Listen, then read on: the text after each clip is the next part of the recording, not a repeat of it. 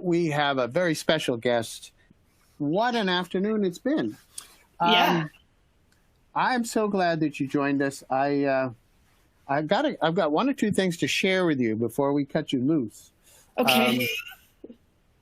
Well, I told the audience that we were going to, play a couple of brain teaser games, as we went along, and that we'd share the best with you. So, as you're in your role as host of Ask Me Another, you do a lot of wordplay stuff. So I threw a couple of wordplay things up for people to play around with. And portmanteau, of course, is the mashups of words. And I got a couple. The best one I can't read on the air. That's how good it is.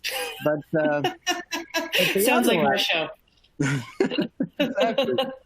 But the other one is a name, where the first name is the same as the last name. And it's something that occurred to me because of a writer I met many years ago named Veranda Porch. Now, that wasn't her real name, but I said, that's wonderful. The first name and the last name are the same thing. So I challenged the audience, and here's just a couple. Rob himself said, well, what about Rob Steele? Okay, that's good. Yeah. My favorite is Nick Dent, but William Smith. Yeah, that's a good one. William Smith came up with a couple for us. DeForest Woods, okay. Yes.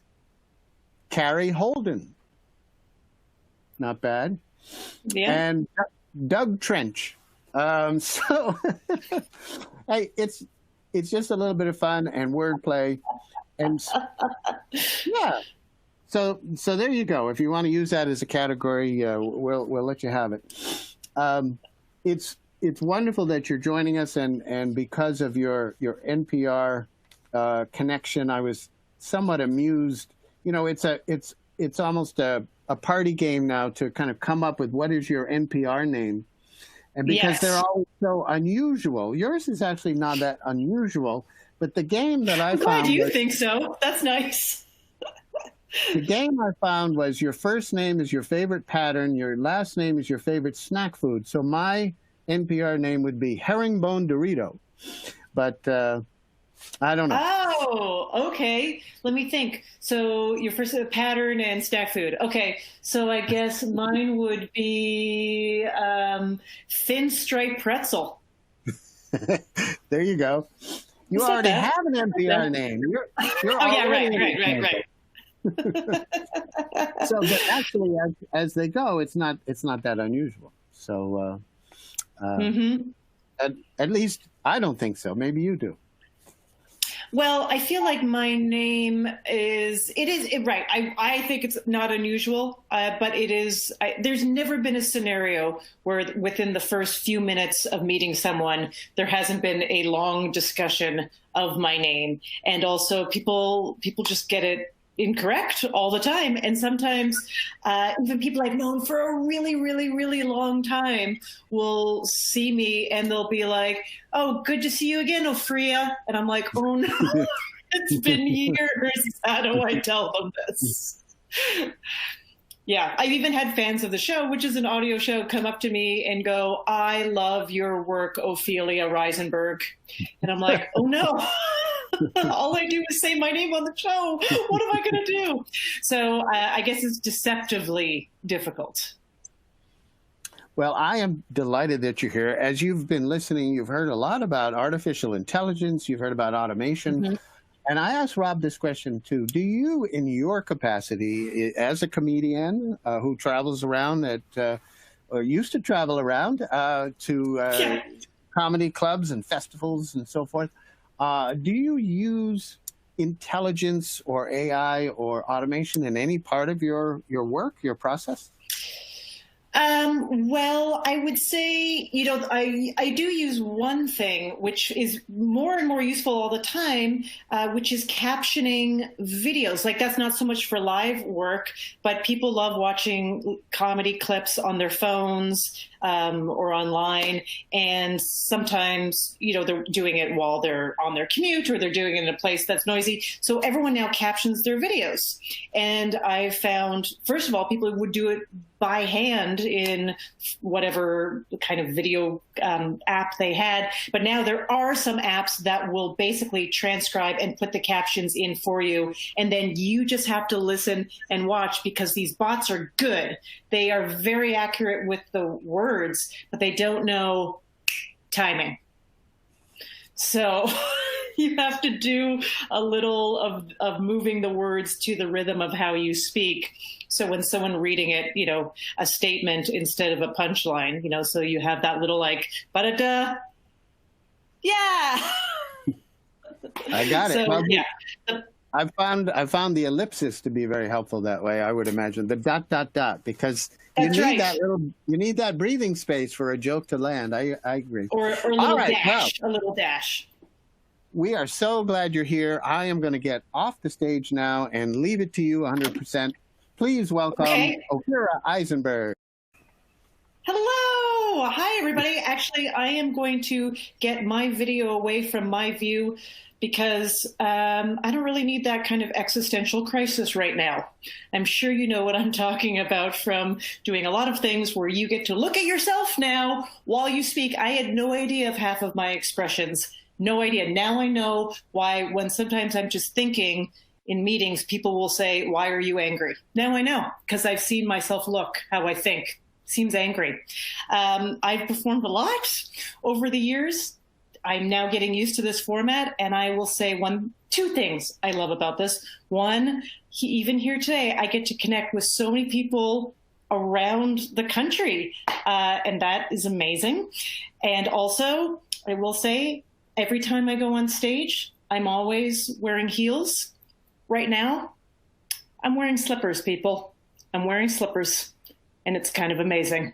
I really hope you are too. So yes, great to be here. My name, just so you know, because we were discussing it, I will tell you my two favorite confusions of my name. One was at an event. And someone was introducing me, and they couldn't remember my name. They just couldn't quite remember my name. So they went to the first thing that was familiar to them. And I could just see it on their face. They were like, "Hi, everybody, I'm very excited. And right now I'd like to introduce you to," right? They got the wide eyes, and then they went, "Oprah, something Jewish." I've considered that as my new stage name. I am not going to lie. I have considered it. When I first moved to New York City, I'm originally from Canada. I know there's some Canadians here. Hello, Canadians. When I first moved to New York, I was getting used to whatever the friend and dating scene was, and I was at a very noisy bar, and a guy came up to me to chat with me, to flirt with me, and he said, "What's your name?" And I said, "Ophira," but it was really loud, and he was like, "What? I can't hear you. What did you say?" And I said, "Ophira," and he said, "One more time, I can't hear you." And I was like, "It's Ophira," and he said, "Did you say the Führer?" And I was like, "Yeah, yes. My Jewish parents named me the Führer." Yeah, the popular Jewish name. That makes perfect sense. Ophira Eisenberg. No, that is not my name. Ophira it's Hebrew. It's actually very Israeli and popular in Israel, to my knowledge. And then I talk to Israelis all the time in New York for their friends, and I will say to them, "Oh my goodness, I have a very Israeli name. You're going to be excited. It's Ophira." And this one guy said, "First, it's not Ophira, it's Ophira." It's always great to be corrected on your own name. And then he said, "And not popular in Israel. It's not popular. Okay, it's a very old name. It's not. I am the Mabel of Jerusalem, everybody." Which, maybe that is a journey. I miss coffee. Not that I don't brew my own coffee. I totally do. But you know what I miss? I miss just going down the street and walking into a coffee shop and buying a coffee. It's one of my favorite things. I love coffee. I will go to an independent cafe, but I also go to Starbucks, and I will return. If you do that as well, you have a weird name, that you do not put your name, your non-traditional name, in the hands of a barista to toy with. No, you have a coffee name. You have a coffee alter ego that you use to seamlessly get your Java with as little problem as possible. I do. I never say Ophira. You know what my coffee name is? Joan. That's my coffee name, Joan. I like it. It's been working for years. Except this was just before, I guess now almost 3-4 months ago, I was in a Starbucks. It was early. I was tired, so I was just kind of rolling through it. I was like, hey, I'd like to order a medium latte, please. And if it could be extra hot, that would be great. And the name is Joan. And the barista said, oh, that's my name too. And I was like, oh, I've never planned for this moment. And she goes, do you also hate the nickname Joni? And I was like, I've never created a backstory for my character. All I had to say was yes. That's all I had to say. Yes, me too. But instead, I broke. I just went, it's not my real name. It's not my real name. I just like that name. And she looked confused. And I went, no. I like that name. I like that name because it's simple. Yeah, she took it as an insult. Yep, she totally did. And she goes, well, what's your real name? And I go, it's Ophira. And she's like, what? That's a weird name. I was like, yeah. And she was like, I don't like this. And she just grabbed the coffee cup and she wrote Joni on it. And that's how I got my coffee. Yeah, that's right. I was served in more than one way at that Starbucks. And you know what? I think their coffee is a little bitter. Still going to go back. Looking forward to it. I guess with a mask. I think we all thought masks in the beginning were maybe look scary. I will say, I think this is a triumph of human spirit, that you take something like this thing, we need to wear a mask in public, and before you know it, you look around, and people aren't just wearing masks. They're wearing decorative masks. There's patterns. There's branding. I even saw like a sequin one. And that's what that's what I mean by the triumph of the human spirit. We take something that is like not the greatest and somehow we make it unique and make it, just a little bit lighter. I've even heard that some designers are making masks. I am looking forward to the next stage where, when you have a designer who designs something and it has something non-functional, like I want a mask with a little pocket on it.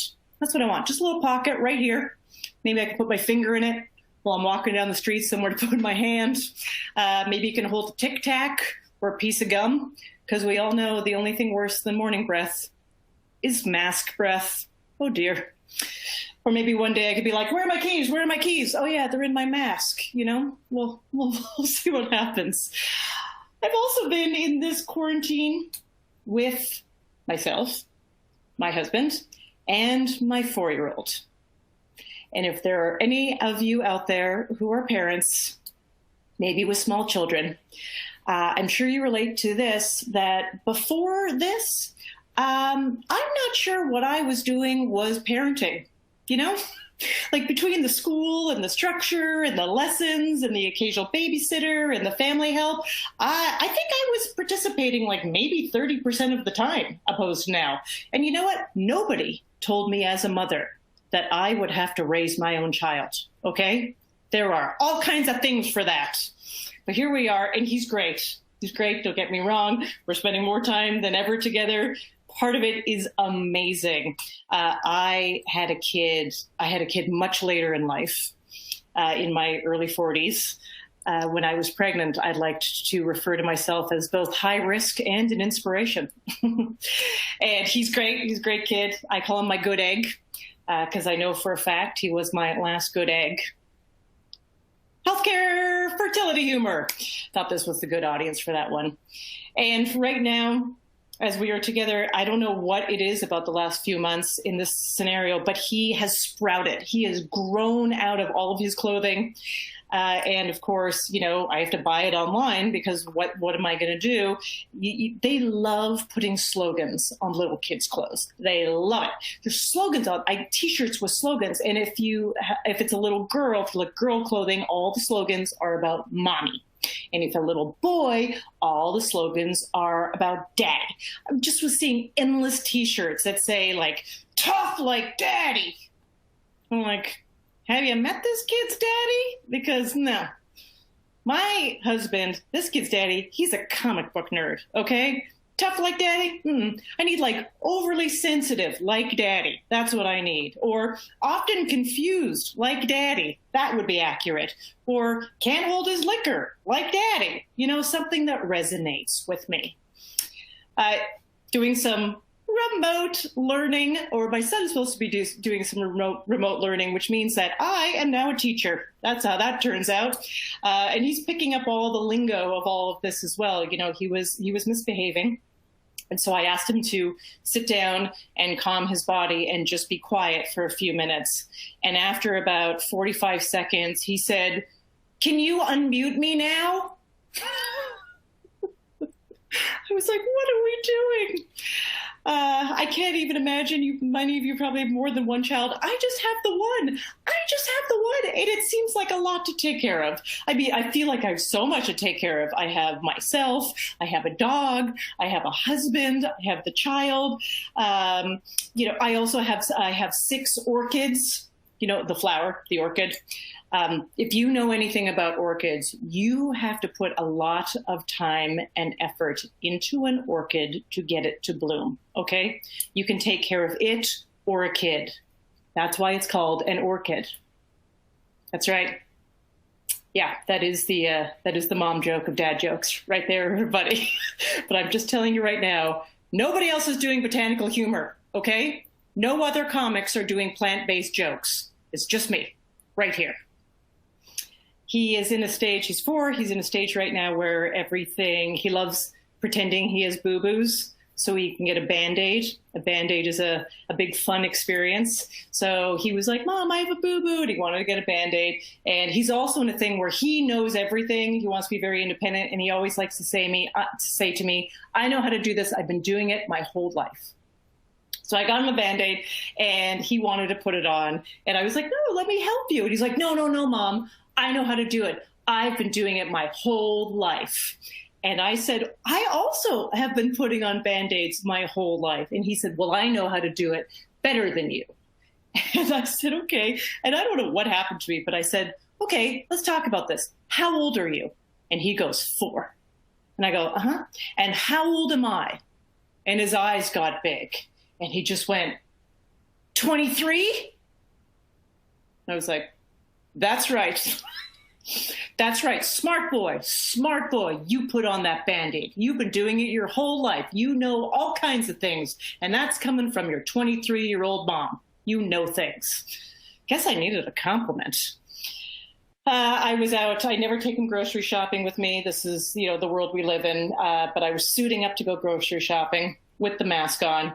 And I was in the grocery store a little not happy that people were not respecting the distance, 6 feet. And my entire life, I get bloody noses. I just a thing, minor thing, just when it's extra dry or air conditioning sometimes. And so I guess in the grocery store, I got a little bit of a nosebleed. And so I had this little tiny patch of blood on my mask, and I didn't know it. But all of a sudden I noticed that people were really avoiding me. I was like, what's going on? And then later I got into the car and looked in the mirror, and I was like, oh, that's ridiculous.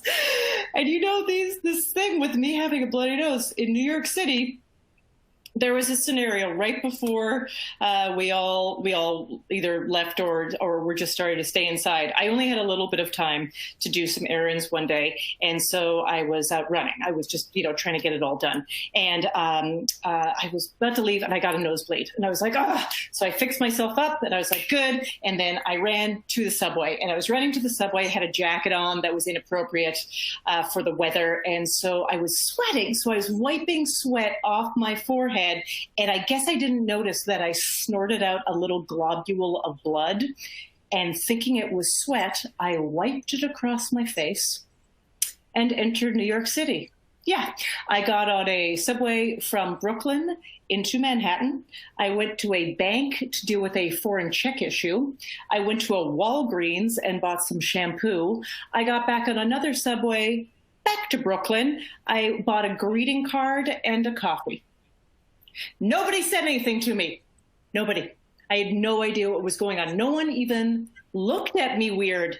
Actually, all I remember was strangers on the subway and etc. were looking at me for like an extra second. Like they were pausing on my face for an extra beat than normal. And I couldn't figure out why. But a little tiny part of me was like, maybe I look really good today, right? Like maybe I've got something going on that people are responding to. And I got to tell you, it put a spring in my step. Yeah, I felt bold. I felt confident on the subway. I smiled at a stranger. They turned away. Not a red flag, not unusual. And so I was feeling so great. I thought, oh my goodness, when I get into my apartment, I got to run into the bathroom and see what I've got going on because it's getting a great response.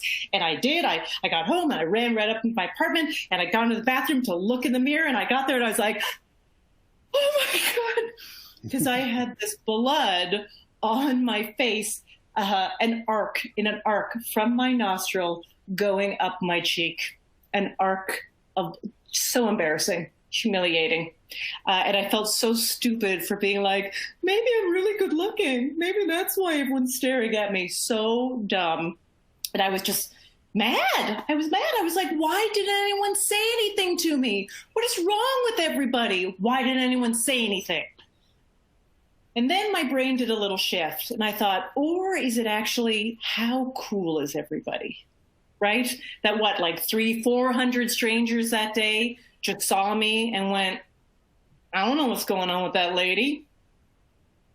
Maybe this is the best day she's had in years, okay? Maybe today she got most of the blood off of her face, got on some pants and made it out of the house. All right. We should applaud her. We should applaud her. Give her her coffee and let little Bloodface live her life. Thank you, everybody. That is how I like to end. Applause. Great. Thank you.